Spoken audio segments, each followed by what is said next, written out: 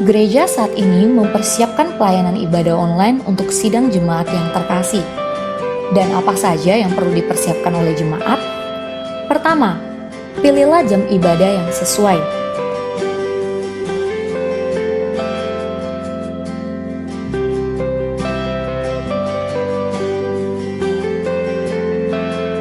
Kedua, siapkan diri dengan berpakaian rapi dan sopan sebagaimana kita beribadah di gedung gereja.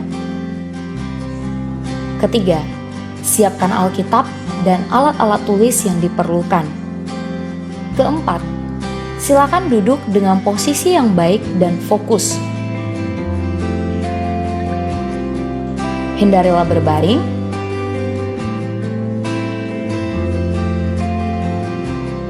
atau melakukan kegiatan yang lain. Kelima, siapkan hati dengan berdoa secara pribadi sebelum ibadah online dimulai.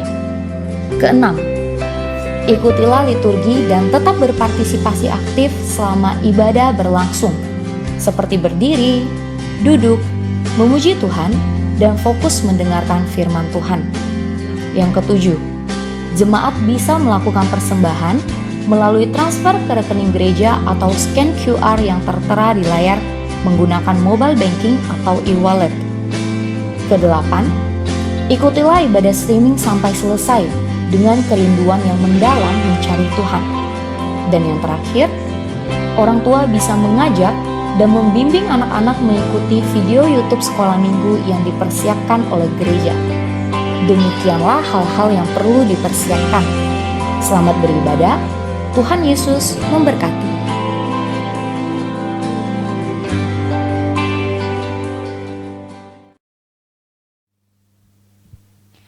Baik teman-teman semua, sekarang kita akan memulai ibadah kita.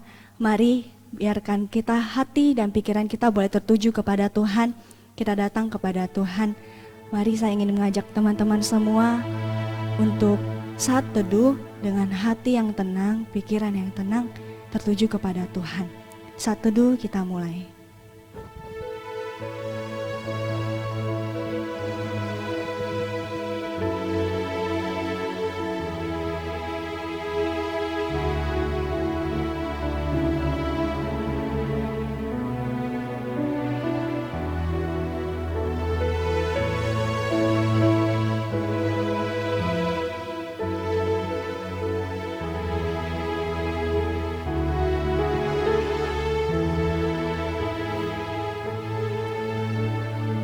Mazmur 104 ayat 1. Pujilah Tuhan, hai jiwaku.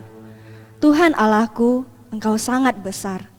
Engkau yang berpakaian keagungan dan semarak. Saat teduh selesai. Allah kita adalah Allah yang sungguh hebat. Maka dari itu tidak perlu kita takut, sebab ada Tuhan yang beserta kita.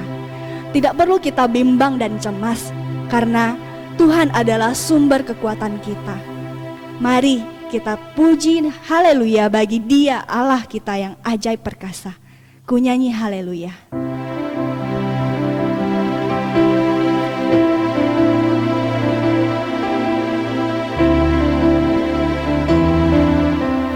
Kita nyanyikan lagu ini dengan penuh harapan kepada Tuhan.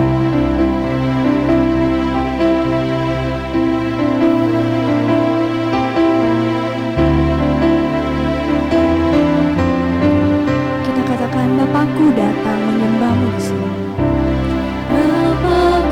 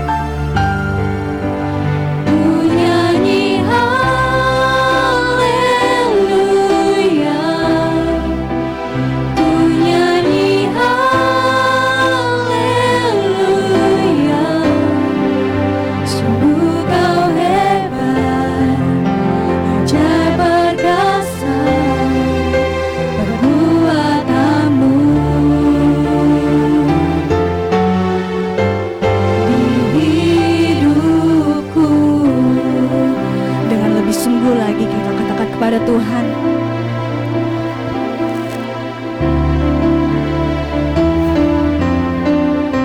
Bapakku datang.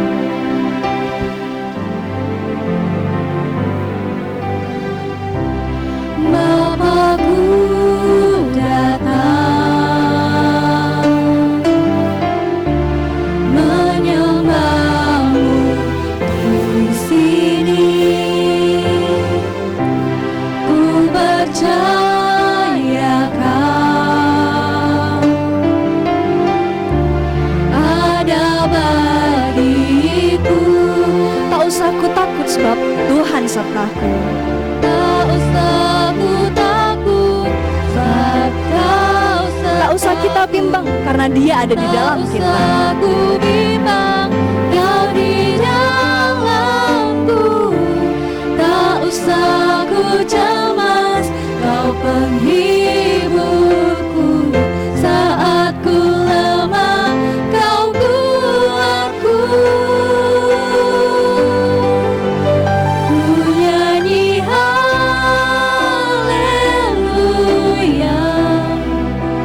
ku nyanyi haleluya. Sungguh Kau hebat, ajaib perkasa perbuatanmu.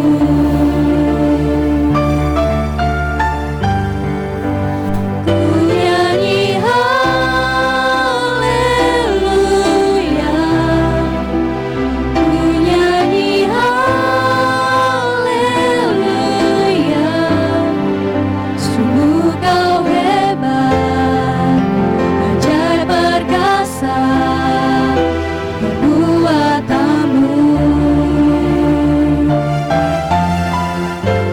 Di hidupku.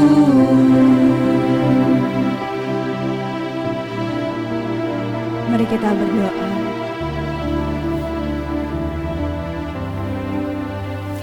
Sungguh Tuhan, Engkau sangat hebat. Engkaulah pelindung kami. Tidak perlu kami takut, tidak perlu kami cemas ya Bapa, karena kami tahu Engkau adalah sumber kekuatan kami. Engkau setia terhadap kami. Tuhan, pimpinlah kami untuk mengikuti ibadah online ini ya Bapa. Biarlah hati dan pikiran ini boleh tertuju kepada Engkau. Terima kasih Tuhan, kami serahkan waktu ini ke dalam tangan Tuhan. Hanya di dalam nama Tuhan Yesus kami berdoa. Amin. Baik teman-teman, saya persilakan untuk bangkit berdiri. Mari bersama dengan seluruh orang percaya di dunia ini kita menguatkan iman kita dengan membacakan pengakuan iman rasuli. 1, 2, 3. Kepada Allah, Bapa yang Maha Kuasa, Khalik langit dan bumi, dan kepada Yesus Kristus, anaknya yang tunggal Tuhan kita, yang dikandung dari Roh Kudus, lahir dari anak darah Maria, yang menderita sengsara di bawah pemerintahan Pilatus, disalibkan, mati dan dikuburkan, turun ke dalam kerajaan maut. Pada hari yang ketiga, bangkit pula dari antara orang mati, naik ke sorga, duduk di sebelah kanan Allah, Bapa yang Maha Kuasa, dan dari sana Ia akan datang untuk menghakimi orang hidup dan yang mati. Aku percaya kepada Roh Kudus, gereja yang kudus dan am, persekutuan orang kudus, pengampunan dosa, kebangkitan tubuh, dan hidup yang kekal. Amin. Teman-teman boleh masih bangkit berdiri. Tuhan tidak pernah meninggalkan kita. Dia adalah Allah yang setia. Biarlah kita juga boleh belajar untuk menjadi seperti Allah, penuh kasih, tulus dan setia. Biarlah kita boleh berkata, Tuhan, aku mau jadi seperti-Mu.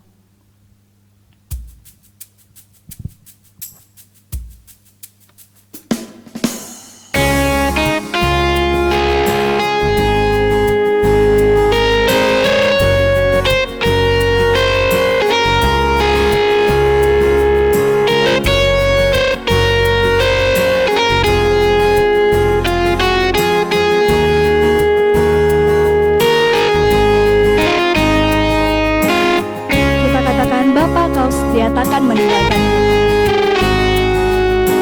Bapa Kau setia, takkan meninggalkan.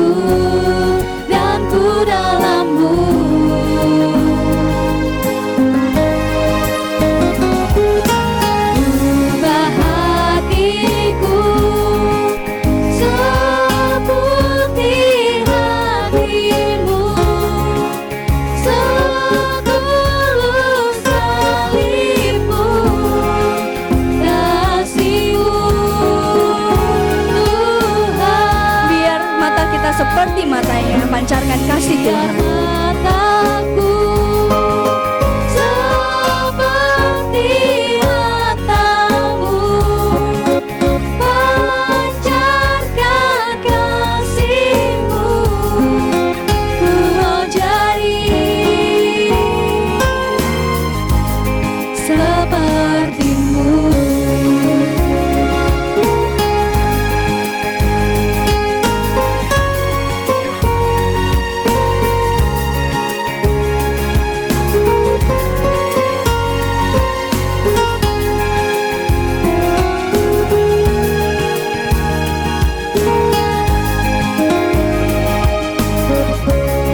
Bapa kau setia, Bapa kau setia, takkan meninggalkan, dan ku percaya Engkau milikku dan ku milikmu. Kerinduanku tinggikan namamu, karena ku tahu Engkau dalamku dan ku dalammu. ubah hatiku Tuhan. Ubah hatiku seperti hati-Mu, setulus salib-Mu, kasih-Mu, Tuhan. Biar mataku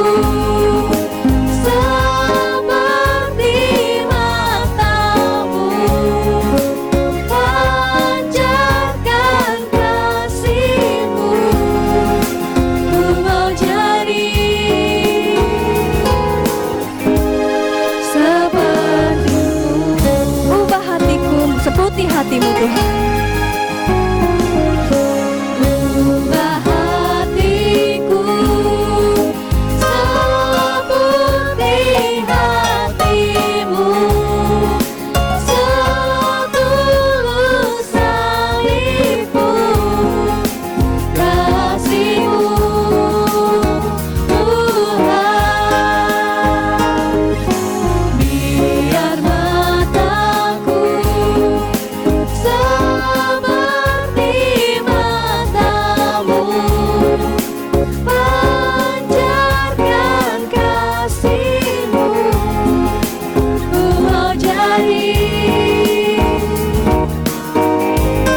seperti-Mu.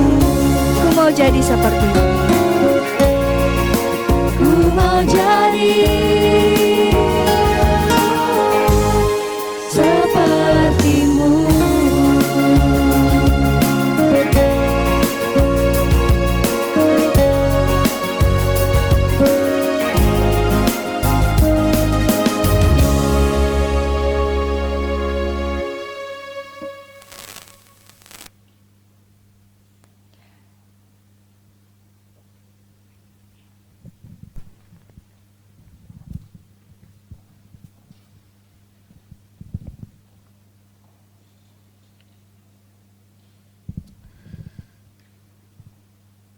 Mari kita berdoa. Tuhan, terima kasih, kami bersyukur waktu ini Tuhan memberikan kesempatan kepada kami untuk boleh bersama-sama akan belajar kebenaran firman Tuhan. Karena itu berkatilah waktu pemberitaan firman Tuhan pada saat ini Tuhan. Kami berdoa dan bersyukur. Amin. Shalom, jemaat yang dikasihi Tuhan. Pada saat ini kembali kita akan belajar kebenaran firman Tuhan. Kebenaran firman Tuhan terambil dalam Bilangan pasal 14 ayat yang 1 sampai ke 38. Namun kita tidak membacanya sampai keseluruhan ayat. Kita akan melihat pada ayat pertama sampai ayat keempat, dan saya akan membacakan bagi kita semua dan saudara-saudari bisa memperhatikannya di layar. Bilangan 14 ayat 1 sampai 4 dikatakan, lalu segenap umat itu mengeluarkan suara nyaring dan bangsa itu menangis pada malam itu. Bersungut-sungutlah semua orang Israel kepada Musa dan Harun, dan segenap umat itu berkata kepada mereka, ah, sekiranya kami mati di tanah Mesir atau di padang gurun ini, mengapakah Tuhan membawa kami ke negeri ini, supaya kami tewas oleh pedang, dan istri serta anak-anak kami menjadi tawanan? Bukankah lebih baik kami pulang ke Mesir? Dan mereka berkata seorang kepada yang lain, baiklah kita mengangkat seorang pemimpin lalu pulang ke Mesir. Saudara-saudari yang terkasih di dalam Tuhan, kehidupan ini bagai dua sisi mata uang, di mana satu sisi bergambar berbeda dengan sisi yang lain pada satu koin. Di dalam konteks sosial diilustrasikan untuk menggambarkan suatu keadaan, sifat, dilema, problem, perbuatan yang muncul atau dialami seseorang atau sekelompok, yang akhirnya dihadapkan pada suatu keadaan yang bisa menimbulkan dua penilaian atau persepsi atau sudut pandang yang berbeda. Nah, situasi demikianlah yang dihadapi oleh orang Israel. Reaksi yang diberikan ketika mereka mendengar berita dari para pengintai, reaksi apa yang diberikan oleh orang-orang Israel dan apa sebenarnya isi berita yang disampaikan oleh para pengintai dan apa akibat yang akan diterima.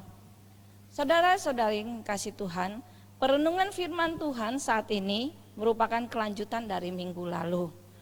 Dilatar belakangi di mana penantian bangsa Israel untuk masuk ke tanah perjanjian atau tanah Kanaan tinggal satu langkah lagi.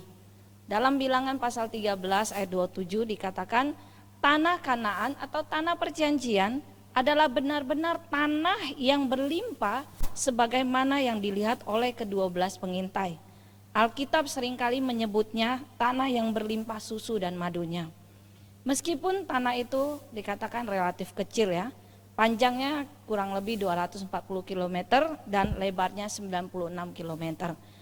Lereng-lereng bukitnya yang subur penuh dengan pohon ara, pohon kurma dan kacang-kacangan. Inilah tanah yang Allah telah janjikan kepada Abraham, Ishak dan Yakub. Namun masalahnya adalah tanah Kanaan itu dihuni oleh keturunan Enak.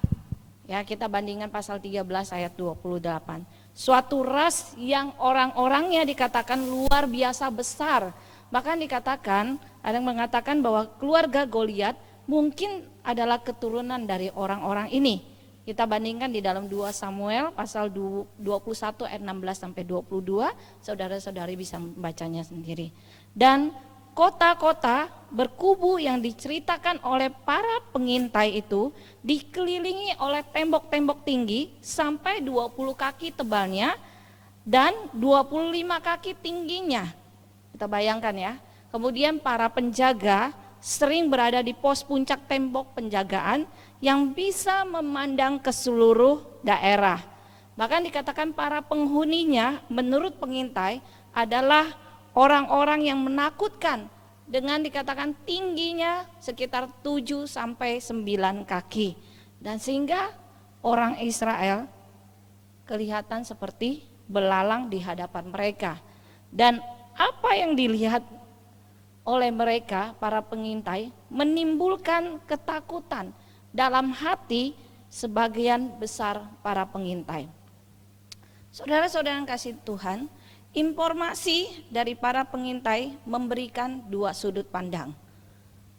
Dari ke-12 pengintai itu, di mana 10 orang melihat dari sisi negatif situasi kota Kanaan. Sedangkan ada 2 orang yaitu Yosua dan Kaleb melihat dari sisi positif akan kota Kanaan.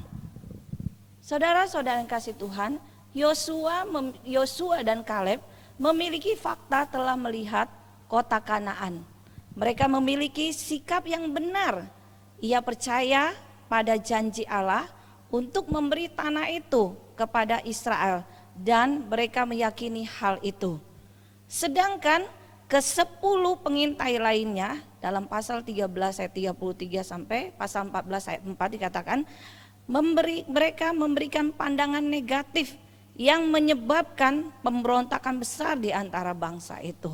Nah, pada malam hari ini kita belajar dengan tema yaitu jangan melakukan kebebalan dan pemberontakan. Saudara-saudari yang terkasih dalam Tuhan, kita harus berhati-hati, terutama ketika menyampaikan pendapat-pendapat kita. Apa yang kita katakan bisa sangat mempengaruhi tindakan orang-orang yang mempercayai kita sebagai pemberi nasihat yang baik. Dan bagian ini telah diuraikan panjang lebar oleh penginjil Adianto minggu lalu. Di dalam pasal 14 ayat 1 sampai 4, ketika muncul suara-suara keputusasaan, semua orang ikut bergabung di dalamnya. Ketakutan terbesar mereka menjadi kenyataan karena kehilangan perspektif. Mereka terjebak di dalam emosi saat itu dengan melupakan apa yang mereka ketahui mengenai sifat Allah, yang berakibat menimbulkan kebebalan dan pemberontakan. Saudara-saudari yang terkasih dalam Tuhan, dengan mukjizat-mukjizat besar, Allah telah menuntun bangsa Israel keluar dari perbudakan melalui padang pasir yang terpencil dan sampai di tepi tanah perbudakan melalui padang pasir yang terpencil. Bahkan Allah telah memberikan perjanjian. Allah telah melindungi mereka, memberikan mereka makan dan memenuhi setiap janjinya. Namun ketika didorong untuk mengambil langkah iman terakhir dan masuk tanah perjanjian itu, bangsa itu justru menolak. Setelah mereka melihat dan banyak mengalami mukjizat Tuhan, pertanyaannya adalah mengapa mereka berhenti mempercayai Allah? Mengapa mereka menolak memasuki tanah perjanjian, padahal itulah tujuan mereka sejak mereka keluar dari Mesir? Jawabannya adalah karena mereka ketakutan dan menimbulkan sikap pemberontakan. Kita melihat pada ayat yang ke-1 dari pasal 14.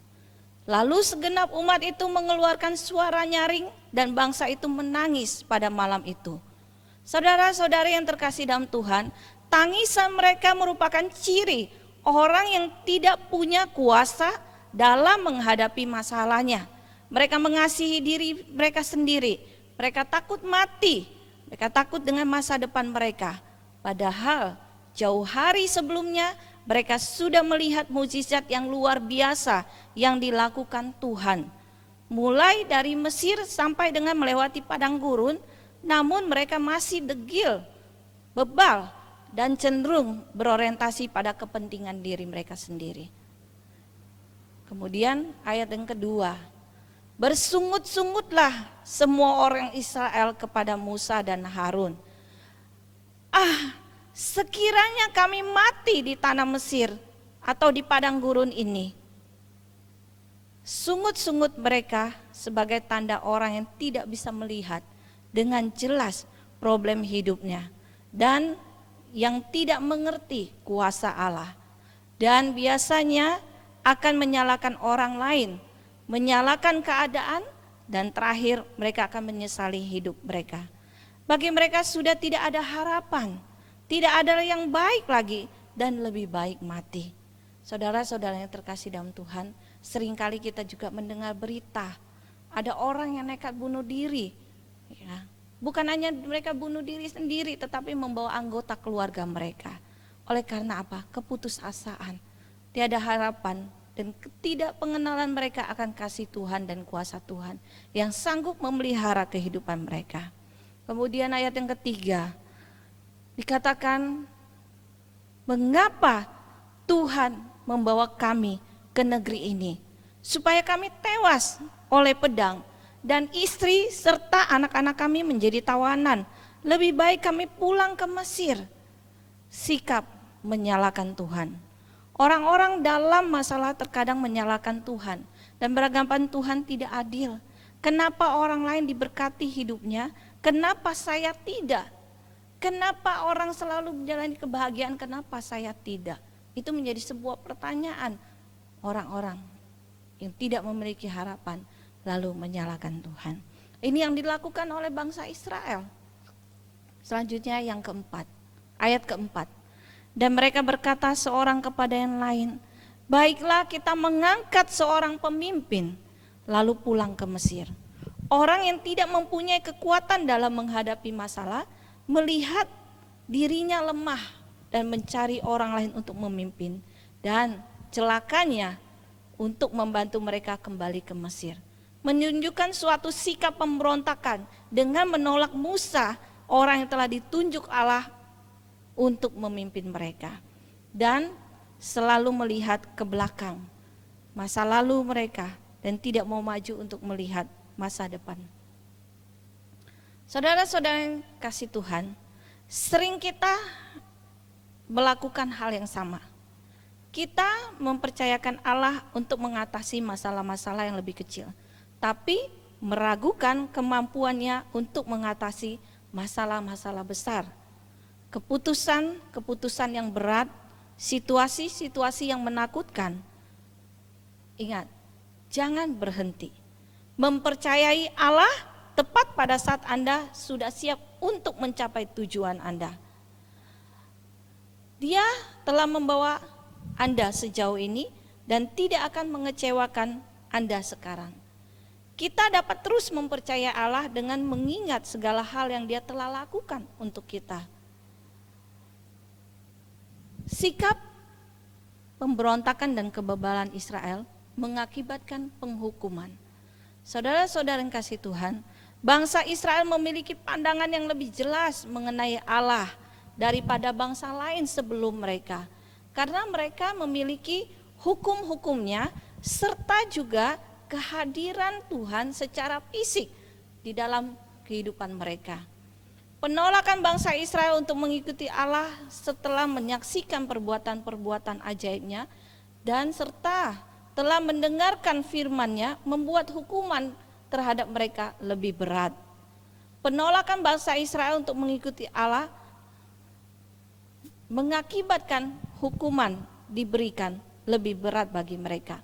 Dikatakan di dalam Lukas pasal 12 ayat 48, dikatakan bahwa kata Yesus, setiap orang yang kepadanya banyak diberi, daripadanya akan banyak dituntut.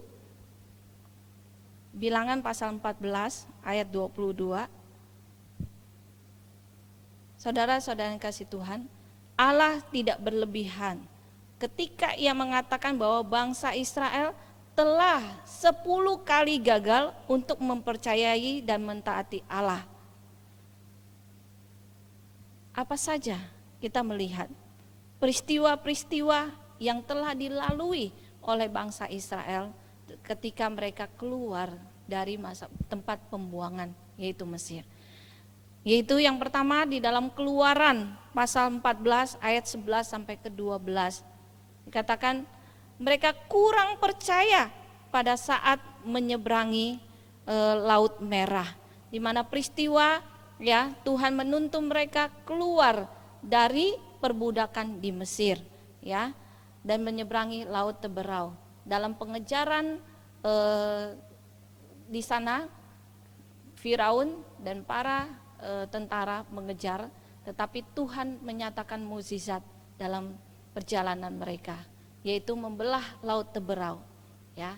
Dan ketika bangsa Israel telah menyeberangi Laut Teberau, Laut Merah, ya, seketika itu juga Firaun dan tentaranya ditenggelamkan, mati. Ya. Ini kuasa Tuhan, mukjizat Tuhan yang mereka alami. Mereka sudah lihat yang luar biasa. Dan kemudian yang kedua, mereka mengeluh tentang air pahit yang dimarah, ya. Keluaran pasal 15 ayat 24. Lalu bersungut-sungutlah bangsa itu kepada Musa, kata mereka, apakah yang akan kami minum? Sekali lagi Tuhan menyatakan mukjizatnya dan memerintahkan untuk Musa melempari kayu, sepotong kayu ke dalam air itu, dan air itu menjadi manis dan mereka bisa minum. Tuhan menyatakan mukjizatnya. Lalu yang ketiga, mereka mengeluh di padang gurun Sin. Dan melihat Keluaran pasal 16 ayat ketiga, ya, mereka mengeluh karena mereka dibawa, ya, ke padang gurun ini. Dan kemudian selanjutnya yang keempat, mereka mengumpulkan roti mana lebih banyak daripada yang ditentukan setiap hari. Ya, kita melihat Keluaran pasal 16 ayat yang ke-20. Tetapi ada yang tidak mendengarkan Musa dan meninggalkan daripadanya sampai pagi, lalu berulat dan berbau busuk. Maka Musa menjadi marah kepada mereka. Saudara-saudara yang kasih Tuhan, betapa bebalnya bangsa Israel. Diperintahkan untuk tidak memungut lebih daripada apa yang telah ditentukan. Pada akhirnya mana itu berulat dan busuk, ya. Dan kemudian yang selanjutnya, mereka juga mengumpulkan mana pada hari Sabat. Padahal diperintahkan tidak boleh memungut, ya, makanan atau mana pada hari Sabat. Karena Allah telah memberikan perintah sehari sebelum hari Sabat mereka harus mengumpulkan 2 kali lipat, ya, untuk persediaan, ya, bagi mereka. Tetapi yang dilakukan justru sebaliknya, ya, masih ada orang yang melakukan pada hari Sabat dan pada akhirnya mereka tidak mendapatkan apa-apa. Dan selanjutnya, ya, mereka mengeluh lagi tentang kekurangan air di Rafidim, ya. Jadi mulailah mereka bertengkar dengan Musa, kata mereka, berikanlah kami air kepada kami supaya kami dapat minum, ya. Sehingga Musa mengatakan, mengapa kamu bertengkar dengan aku, ya. Ini yang dilakukan oleh bangsa Israel. Dan selanjutnya yang ketujuh, mereka melakukan penyembahan berhala dengan membuat anak lembu emas, ya. Ini sangat melukai hati Tuhan. Mereka menyuruh Harun membuat patung lembu emas, lalu mereka sujud. Kenapa? Karena penantian mereka untuk Musa turun dari atas gunung. Ketika Musa berjumpa dengan Allah, mereka tidak sabar dan berusaha untuk membangun sendiri dewa mereka, ya. Dan Allah memberikan teguran kepada mereka, dikatakan, ya, kita dapat melihatnya di Keluaran 32 ayat 7 sampai 10, ya, bahwa sampai Allah mengatakan bahwa bangsa ini bangsa yang tegar tengkuk, ya. Kemudian ayat 12, Musa mengadakan sampai Allah akan memberikan hukuman kepada mereka, dan sekali lagi Musa mengadakan negosiasi, memohon pengampunan dan belas kasihan kepada Allah untuk bangsa Israel, ya, yang begitu bebal, begitu keras kepala. Dan selanjutnya yang ke-8, kembali mereka mengeluh di Tabera, ya. Bilangan pasal 11 ayat 1 sampai 2, ya. Kata mereka mengeluh sehingga Allah menyatakan, ya, menyala api Tuhan sebagai tanda murka Allah. Dan selanjutnya mereka lagi mengeluh karena kurangnya makanan enak. Kita melihat di dalam Bilangan pasal 11 ayat 4, ya. Di situ dilihat ada orang-orang yang kerasukan, makan dengan rakus, ya, sehingga orang-orang Israel melihat hal itu mereka menangis, ya, apalagi yang bisa kami makan? Di sini tidak ada makanan enak. Mereka mengingat di Mesir, ya, mereka bisa makan daging, ya, dan itu yang mereka lakukan, ya. Dan kemudian yang ke-10, mereka tidak mempercayai Allah sehingga tidak masuk ke tanah perjanjian. Ini yang dilakukan, pemberontakan, sikap kebebalan dan pemberontakan yang dilakukan oleh bangsa Israel. Saudara-saudara yang kasih Tuhan, hukuman bagi bangsa Israel.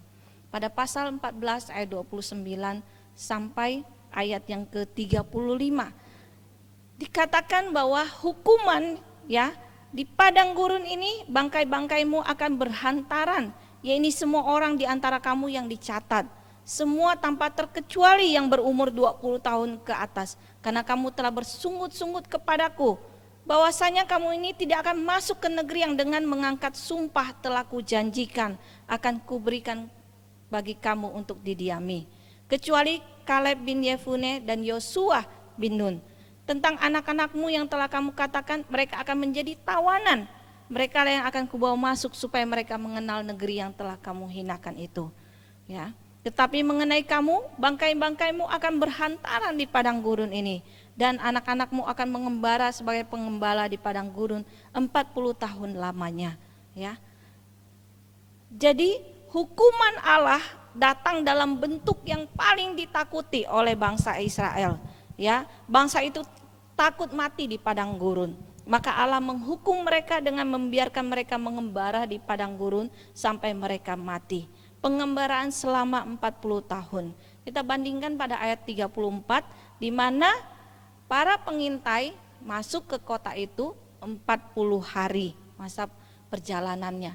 Sebenarnya tidak jauh lagi. Ya, minggu lalu juga sudah dijelaskan ya bahwa masuk ke tanah Kanaan dari tempat mereka itu hanya 1 bulan perjalanan, ya.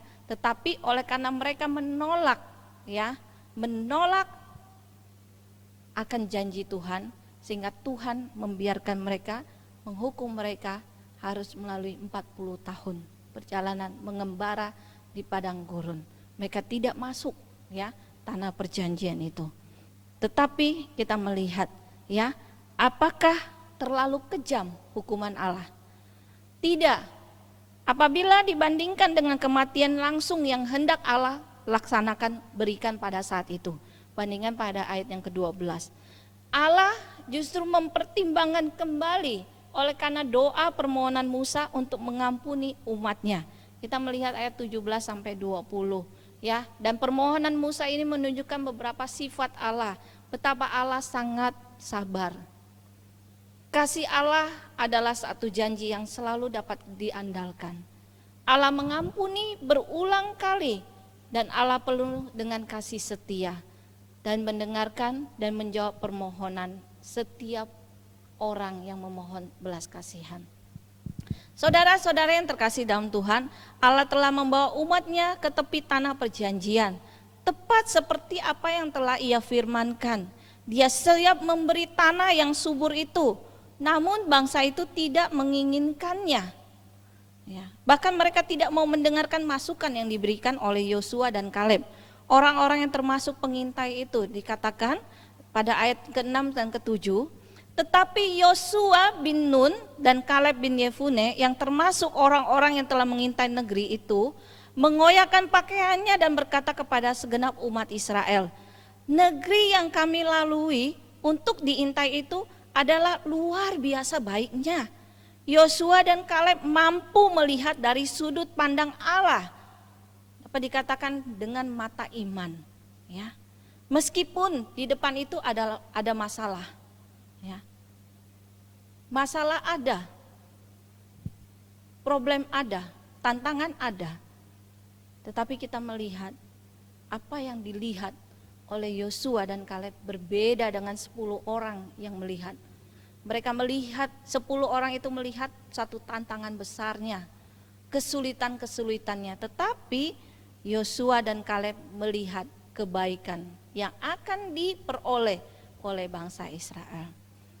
Dengan catatan pada ayat ke-8, jika Tuhan berkenan kepada kita, maka Ia akan membawa kita masuk ke negeri itu dan akan memberikannya kepada kita, suatu negeri yang berlimpah-limpah susu dan madunya.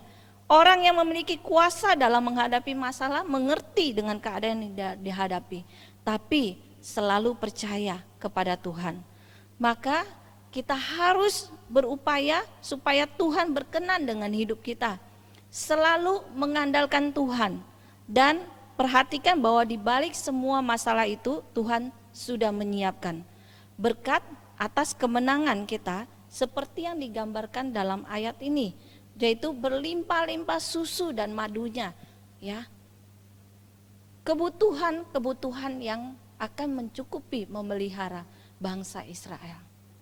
Kemudian ayat ke-9 dikatakan, hanya janganlah memberontak kepada Tuhan dan janganlah takut kepada mereka, karena ya orang yang melindungi mereka sudah meninggalkan mereka. Kita akan telan habis mereka, ya. Karena apa? Sedang Tuhan menyertai kita, dikatakan. Janganlah takut kepada mereka. Saudara-saudara yang kasih Tuhan, orang yang mempunyai kuasa dalam menghadapi masalah tahu bahwa bersama dengan Tuhan masalah itu akan selesai dan tuntas. Maka tetaplah mengikuti Tuhan. Tetaplah tekun di dalam takut akan Tuhan. Jangan takut dalam menghadapi persoalan apapun. Masalah boleh ada. Saat ini wabah penyakit boleh ada. Kuncinya adalah penyataan Allah dalam hidup kita. Ayat yang ke-10 dikatakan, ketika mendengar perkataan Yosua dan Kaleb, respon mereka. Lalu segenap umat itu mengancam hendak melontari mereka itu dengan batu.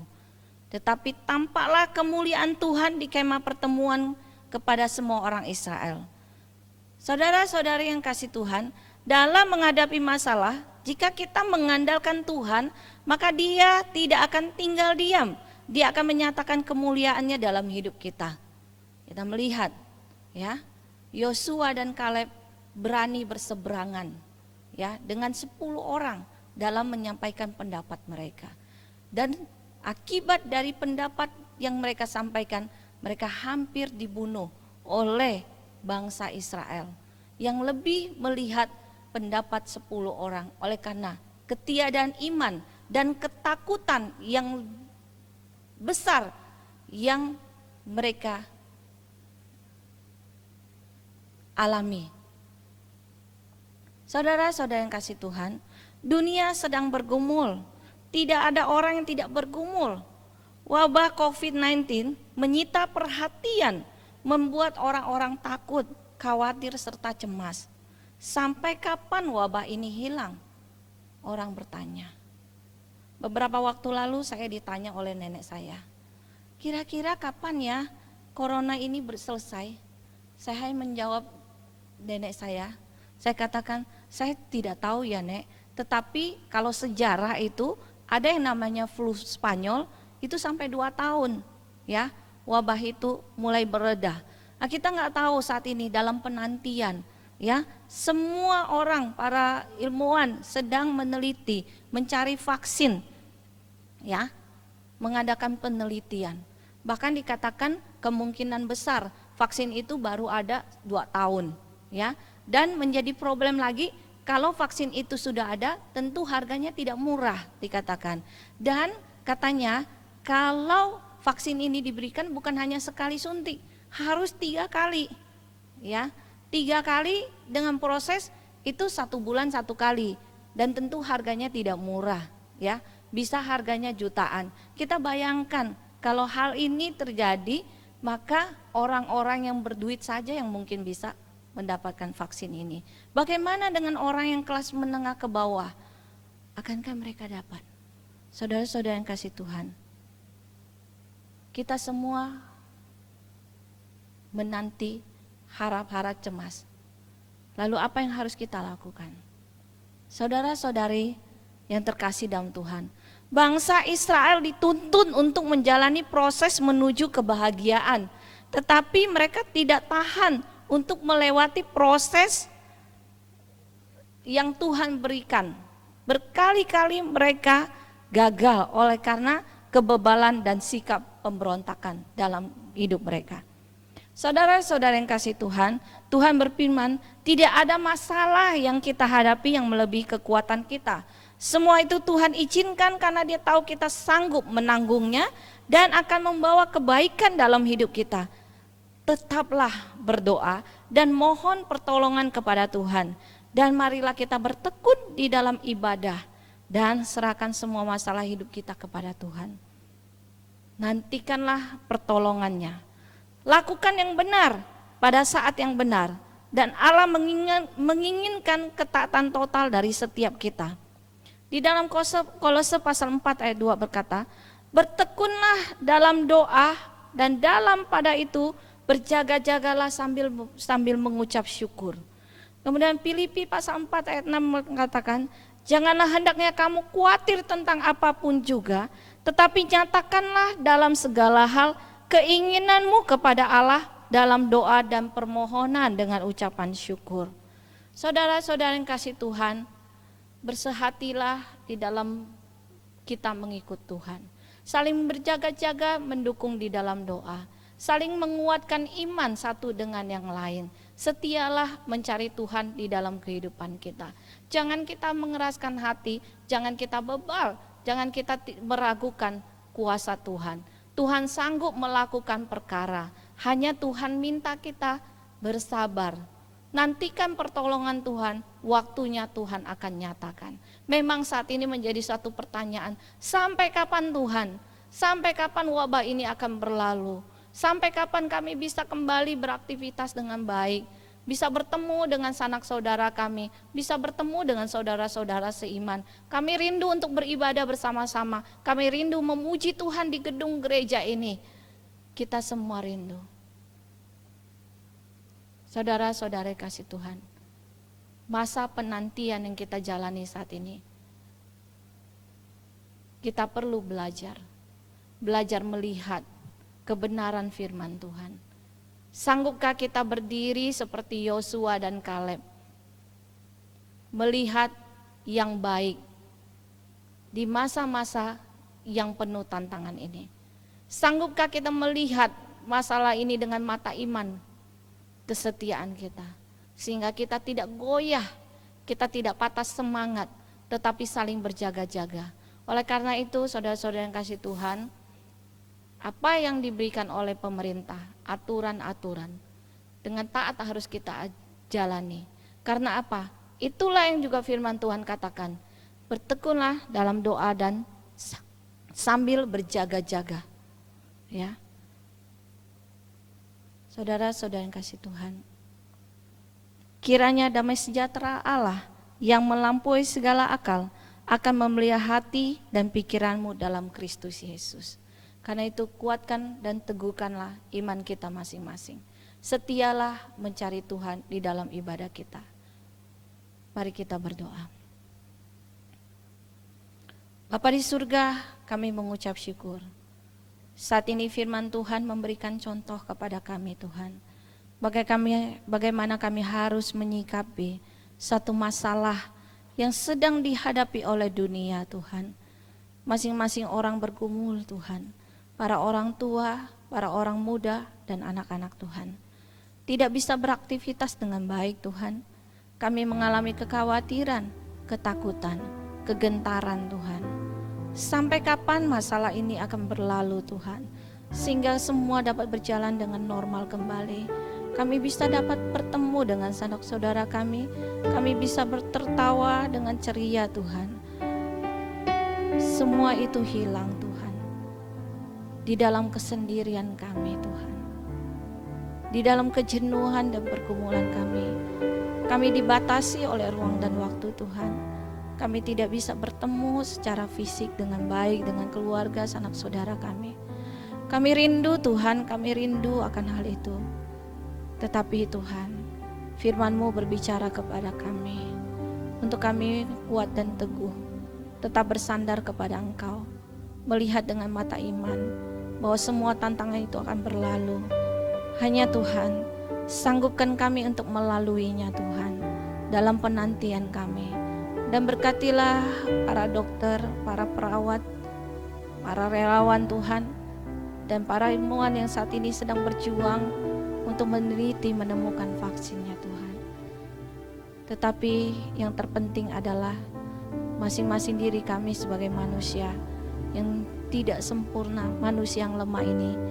Betapa kami memerlukan Tuhan, betapa kami memerlukan belas kasihan-Mu Tuhan. Ampunilah Tuhan. Sama seperti Musa yang selalu memohonkan ampun oleh karena sikap kebebalan dan pemberontakan bangsa Israel.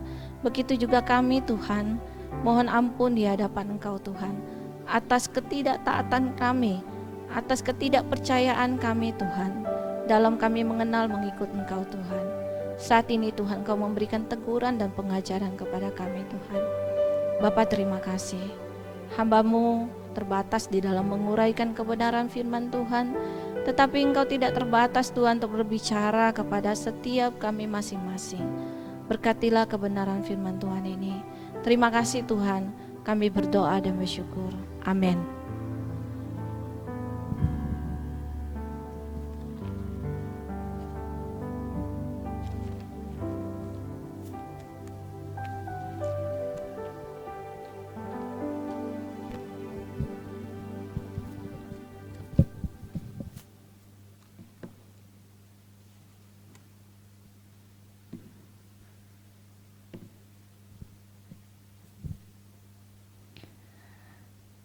Baik, terima kasih untuk firman Tuhan yang telah disampaikan, sungguh menguatkan setiap diri kita. Sekarang kita akan menjalankan persembahan. Teman-teman boleh memberikan uang persembahan melalui rekening gereja yang tertera di layar kalian masing-masing. Dan biarlah kita boleh kembali bersyukur kepada Tuhan karena kasih anugerahnya di masa pandemi ini. Kita masih diberi banyak berkat. Salah satu berkat yang luar biasa yang Tuhan berikan pada kita adalah kita masih bisa hidup di dunia ini dan masih banyak lagi berkat yang bahkan kita tidak sadari. Maka dari itu saya ingin mengajak teman-teman semua untuk selalu bersyukur karena kasih dan cinta Tuhan kepada kita semua sungguh indah dan setia. Selalu bersyukur.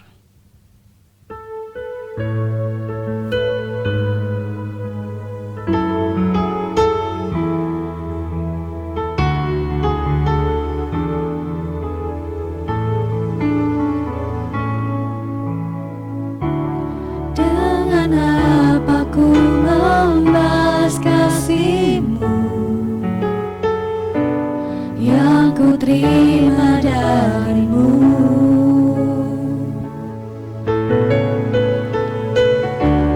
dengan apa ku membalas cintamu.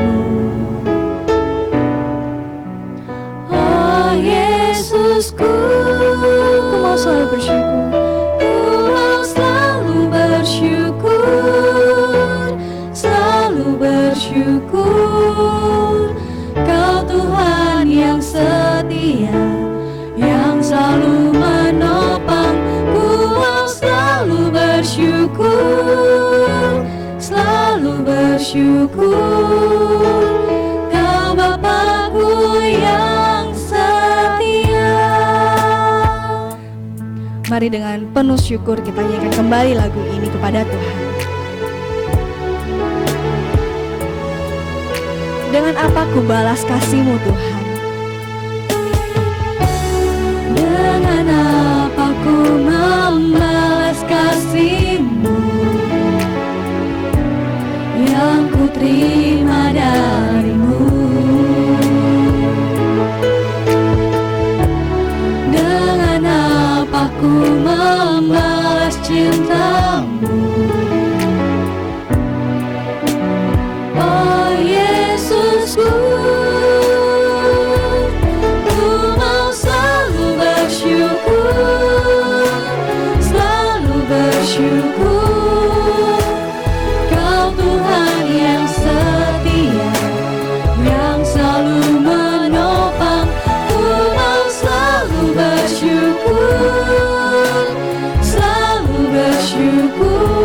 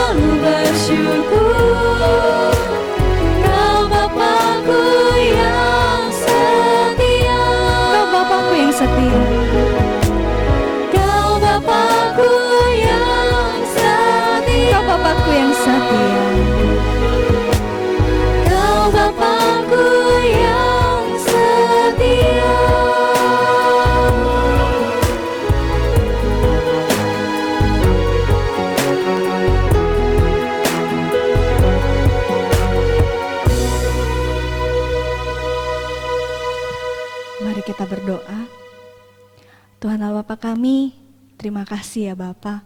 Sungguh kami mengucap syukur ya Bapa, karena berkat-Mu sungguh melimpah pada setiap diri kami. Tuhan, inilah persembahan kami, biarlah Engkau yang sucikan, Engkau yang berkati, bahkan biarlah Engkau yang layakkan ya Bapa. Kiranya boleh berguna bagi pekerjaan-Mu di dunia ini, bahkan di gereja ini juga ya Bapa. Terima kasih ya Bapa, kami menyerahkan hidup kami serahkan ke dalam tangan-Mu. Kami percaya bahwa Engkau akan memberikan yang terbaik bagi kami. Kami percaya bahwa Engkau setia ya Bapa. Kami mau taat dan kami mau percaya pada Engkau, bahwa Engkau tidak akan pernah meninggalkan kami. Terima kasih Bapa, terima kasih Tuhan Yesus, terima kasih Roh Kudus. Kami menyerahkan semua ke dalam tangan-Mu, hanya di dalam nama Tuhan Yesus kami berdoa. Amin. Baik, untuk warta minggu depan saya persilakan kepada pengurus.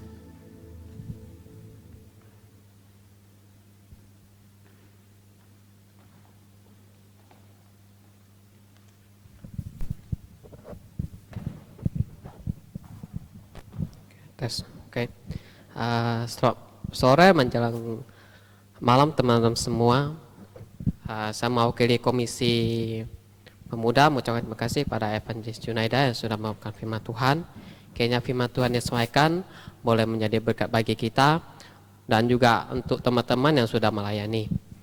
Dan saya akan menyapa teman-teman. Pasti teman-teman dalam beberapa bulan ini kita akan menjalani ibadah online. Gimana kabarnya? Pasti luar biasa ya.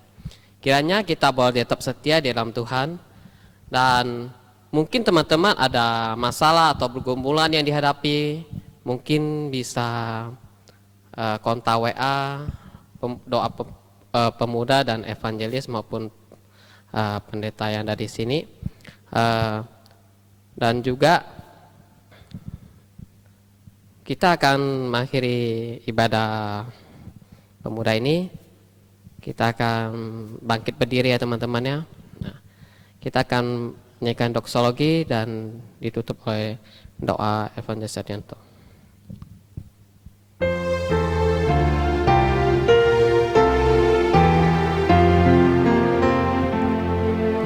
Puji Allah Bapa Putra, puji Allah Kudus, ketiganya yang esa. Pohon selamat sumber berkat. Baik, jemaat sekalian terkasih dalam Yesus Kristus, pulang dan lakukanlah firman Tuhan. Terimalah berkat dari Tuhan. Tuhan memberkati kita dan melindungi kita. Tuhan menyelimuti kita dengan wajah-Nya dan memberi kita kasih karunia. Tuhan mengadakan wajah-Nya kepada kita dan memberi kita damai sejahtera dari sekarang sampai Yesus datang kembali. Amin.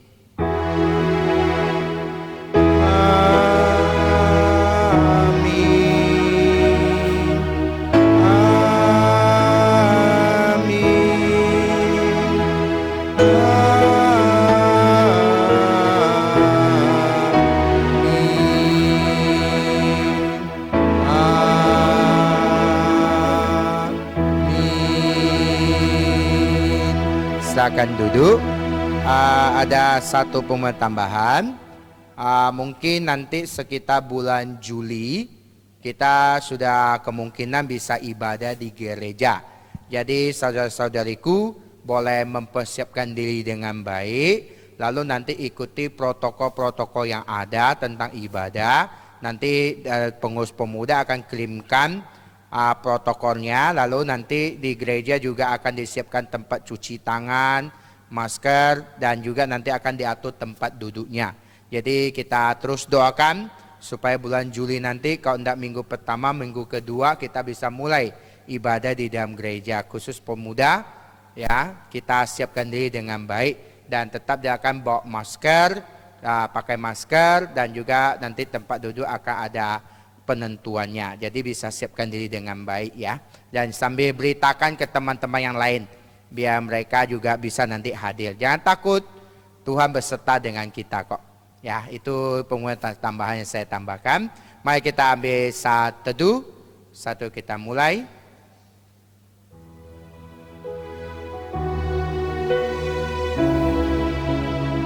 Satu selesai. Tuhan berkati kita semuanya.